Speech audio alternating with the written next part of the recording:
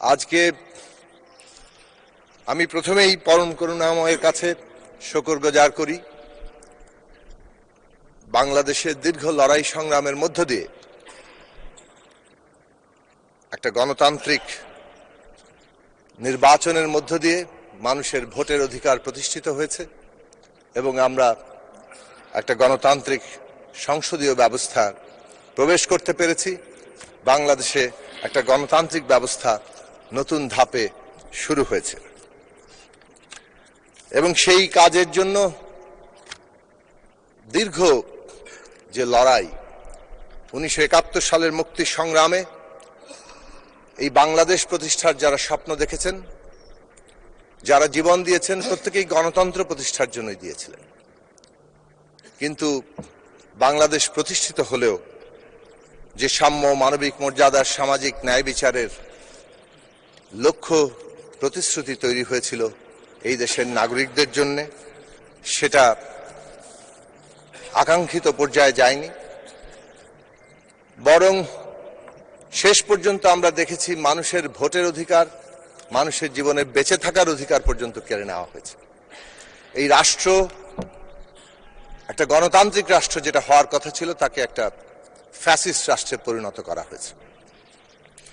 সেই রাষ্ট্রের বিরুদ্ধে আমরা লড়াই করেছি এবং কেবল রাষ্ট্র ব্যবস্থার বিরুদ্ধে লড়াই নয়, একটা গণতান্ত্রিক রাষ্ট্র তার কাঠামো কিভাবে সেটা গড়ে উঠতে পারে সে নিয়েও আমরা আমাদের রাজনৈতিক জীবনের শুরু থেকে এবং বিশেষভাবে গত 17 বছর ধরে ফ্যাসিবাদ বিরোধী যে লড়াই, সেই লড়াইয়ে আমরা আমাদের বক্তব্য, আমাদের কর্মসূচি, আমাদের দিশা হাজির করার চেষ্টা করেছি।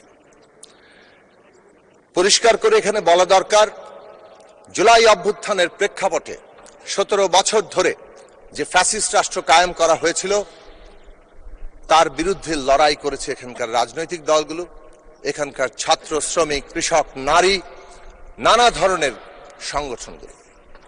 এবং সেই সংগ্রামের ধারাবাহিকতায় 18 সালের মধ্যরাতের ভোট ডাকাতির পরে রাজনৈতিক দলগুলো একটা জনগণের বৃহত্তর ঐক্য গড়ে তোলার জন্য উদ্যোগ গ্রহণ করেছিল এবং বিএনপির নেতৃত্বে এই দেশে 39টি রাজনৈতিক দল, আমাদের দল, গণসংহতি আন্দোলন সহ, গণতন্ত্র মঞ্চ, আমাদের জোট সহ, গণ অধিকার পরিষদ, বাংলাদেশ জাতীয় পার্টি এবং এইরকম 39টি দল বিএনপির নেতৃত্বে 31 দফা সুস্পষ্ট রাষ্ট্র ব্যবস্থা সংস্কার, মেরামত এবং রূপান্তরের কর্মসূচিকে সামনে রেখে এক দফার ভিত্তিতে ফ্যাসিস্ট সরকারের পতন এবং শাসন ব্যবস্থার বদলের লক্ষ্য নিয়ে সংগ্রাম সূচনা করেছে। এবং এই লড়াইয়ে বহু রাজনৈতিক কর্মীরা তাদের জীবন দিয়েছেন, বহু রাজনৈতিক কর্মীরা তারা নানাভাবে নির্যাতনের শিকার হয়েছেন, গুম, খুন, হত্যা, ক্রসফায়ারের শিকার হয়েছেন। বহু রাজনৈতিক কর্মীদেরকে, বিশেষভাবে বিরোধী দলের রাজনৈতিক কর্মীদের, এখানে যারা উপস্থিত আছেন প্রায় সকলকেই, এবং বিএনপির নেতা কর্মীদের বিশেষভাবে বলবো, কত কর্মীকে যে ধান খেতে ঘুমাতে হয়েছে, আশ্রয় নিতে হয়েছে, কবরস্থানে আশ্রয় নিতে হয়েছে। আমার এলাকা ব্রাহ্মণবাড়িয়া 6 বাঞ্ছারামপুরের বহু নেতা কর্মীদের কাছ থেকে আমরা তাদের এই কথা শুনেছি। সারা দেশের চিত্র এটা হয়েছে। এই ক্ষেত্রে সকল বিরোধী দলের অভিজ্ঞতাই প্রত্যেকে সেটা বলবো। আমি এই প্রেক্ষাপটের উপর দাঁড়িয়েই জুলাইয়ের গণ অভ্যুত্থান এসেছে এবং এই জুলাইয়ের গণ অভ্যুত্থানের ছাত্রদের, জনতার যে আন্দোলন শুরু হয়েছিল, সেই আন্দোলনকে আমরা বলতে চাই এটা ছাত্র, শ্রমিক, কৃষক, দেশের নারী এবং সকলের আন্দোলন। কারণ এখানে প্রাণ দিয়েছেন ছাত্ররা, এখানে প্রাণ দিয়েছে শিশুরা, এখানে প্রাণ দিয়েছে নারীরা, এখানে প্রাণ দিয়েছে বাঙালি, চাকমা, মারমা, হিন্দু, মুসলমান, বাংলাদেশের প্রত্যেকটি বর্ণ পরিচয়ের মানুষ। কাজেই জুলাই গণ অভ্যুত্থান একটা রাজনৈতিক সংগ্রামের ধারাবাহিকতায় একটা নতুন বাংলাদেশ নির্মাণের সুনির্দিষ্ট লক্ষ্য নিয়ে জুলাইয়ের অভ্যুত্থান সকল মানুষের সংগ্রাম হয়ে উঠেছিল। যে শহীদেরা আবু সাইদ, মুগ্ধ, ওয়াসিম, রিয়া গোপ কিংবা আমাদের ছাত্র সংগঠনের জুলফিকার শাকিল সহ অসংখ্য তরুণেরা প্রাণ দিয়েছেন। আমার নিজের নির্বাচনী এলাকা বাঞ্ছারামপুরের জাতীয়তাবাদী ছাত্র দলের নেতা নয়ন মিয়া পুলিশের গুলিতে নিহত হয়েছেন। আশিক, তুহিন, ইসমাইল, ইমরান, বাঞ্ছারামপুরের 4 সন্তান, তারা প্রাণ দিয়েছেন। অসংখ্য সারা বাংলাদেশের তরুণেরা প্রাণ দিয়েছেন। এবং সেই আন্দোলনে যে আকাঙ্ক্ষা তৈরি হয়েছে, সেই আকাঙ্ক্ষা হচ্ছে বাংলাদেশ একটা গণতান্ত্রিক বাংলাদেশ হবে এবং এই গণতান্ত্রিক বাংলাদেশের ন্যায় বিচার প্রতিষ্ঠা হবে। যত হত্যাকাণ্ড হয়েছে জুলাইয়ের সময়ে, তার আগে এবং জুলাইয়ের পরে ওসমান হাদি সহ প্রত্যেকের বিচার এই দেশে প্রতিষ্ঠা হবে। এবং কেবল ন্যায় বিচার নয়, একটা রাষ্ট্রে যদি অধিকাংশ খেটে খাওয়া মানুষের ন্যায্য হিস্সা তৈরি না হয়, সত্যিকার অর্থে জনগণের মধ্যে ঐক্য তৈরি হয় না। ধন্যবাদ মাননীয় সদস্য। গণতন্ত্র তৈরি হয় না। মাননীয় স্পিকার, 30 সেকেন্ড।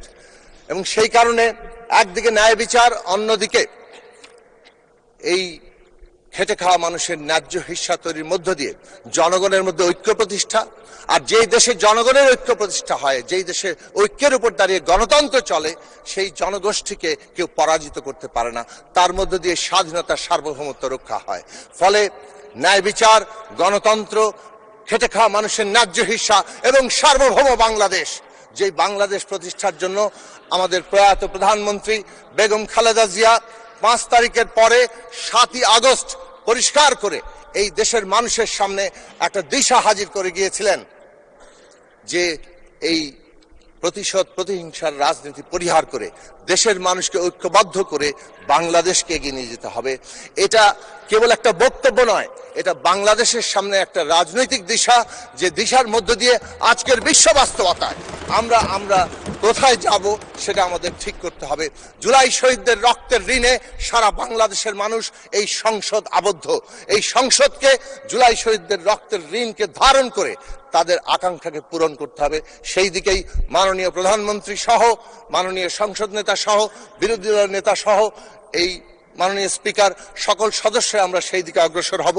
তখনই জুলাই শহীদদের প্রতি আমাদের প্রকৃত শ্রদ্ধা, ভালোবাসা, তাদেরকে স্মরণ করা এবং সকল আহত যোদ্ধাদের এবং সকল লড়াকুদের আকাঙ্ক্ষাকে ধারণ করা সম্ভব হবে। আমাকে এই সুযোগ দেওয়ার জন্য আপনাকে আবারও অসংখ্য ধন্যবাদ জানাচ্ছি মাননীয় স্পিকার। ধন্যবাদ মাননীয় সদস্য।